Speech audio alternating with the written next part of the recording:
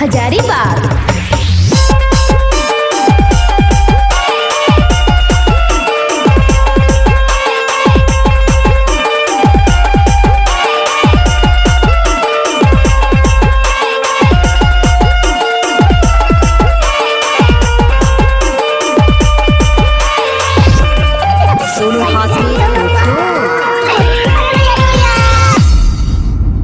अरे काहे बाजा को बंद कर दिया डीजे आनंद। साबिर भाई का व्यंजक बजाता है न रे कुकुर साला कमीना।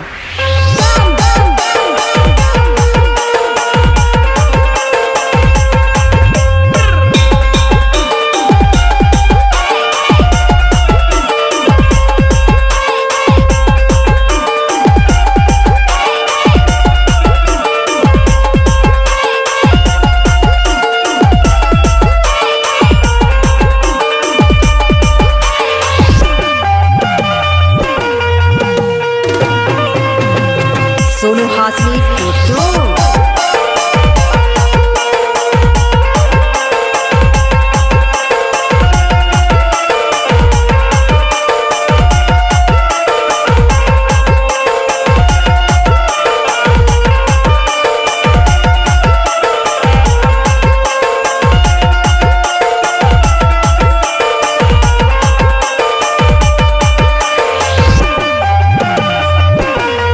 सोनू हासमी टोटो।